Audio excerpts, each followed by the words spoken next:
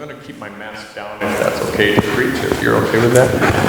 Cool. Because to preach through that is almost impossible.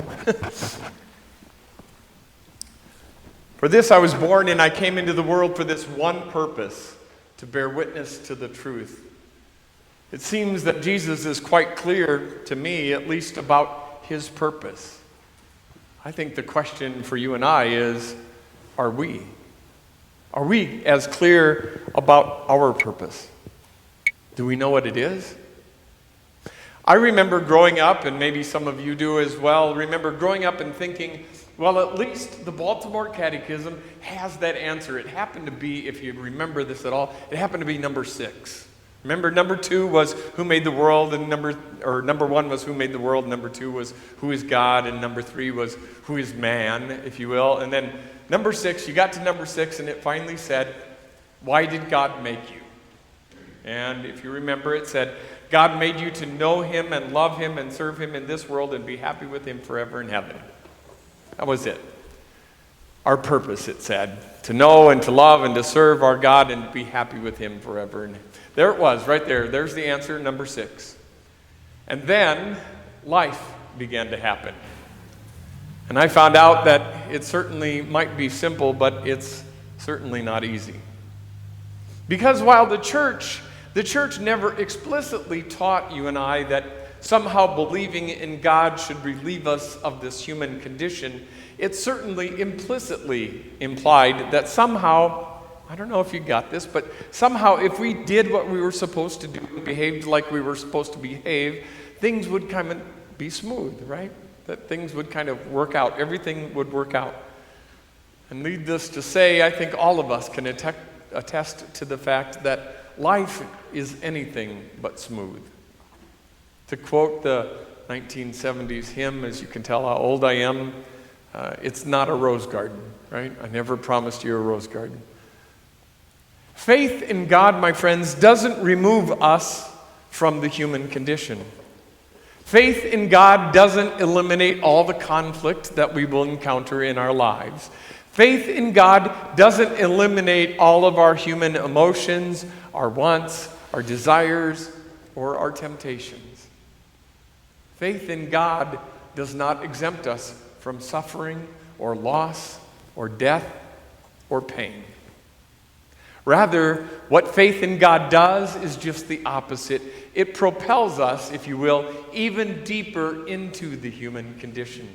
It is one of the most unique characteristics of the Christian faith, that God is not beyond us or above us or removed from us, but rather that God is intimately part of our human experience. Christianity is one of the few religions that reminds us that God is called Emmanuel, God with us.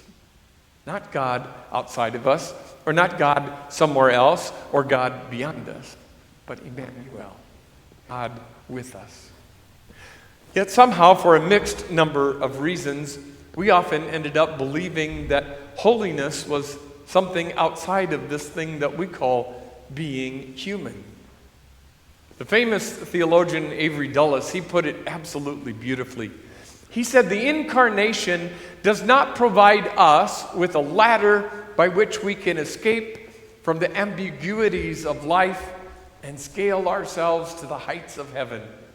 He said, rather, it enables us to burrow ourselves deeply into the heart of the planet Earth and find it shimmering with divinity. Shimmering with divinity. That understanding of God will transform our prayer, it will transform our faith, and it will transform our lives.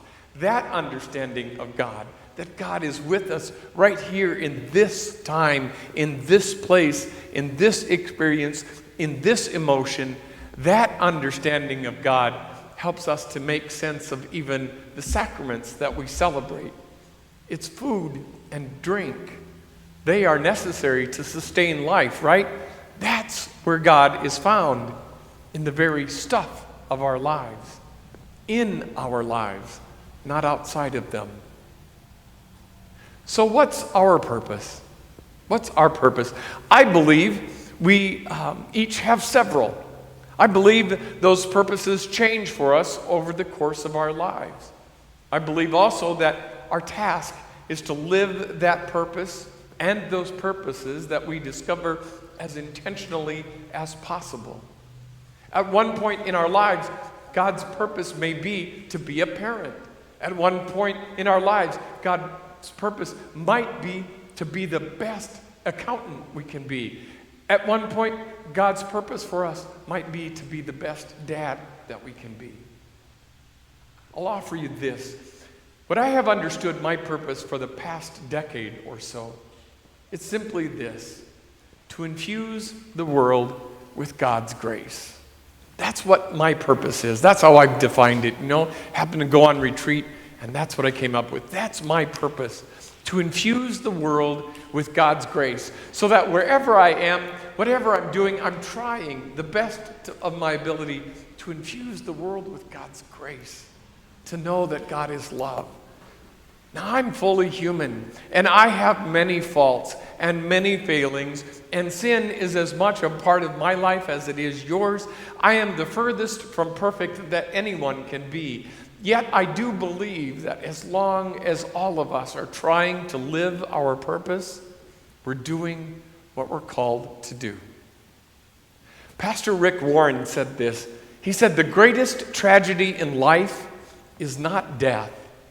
The greatest tragedy in life is living a life without purpose."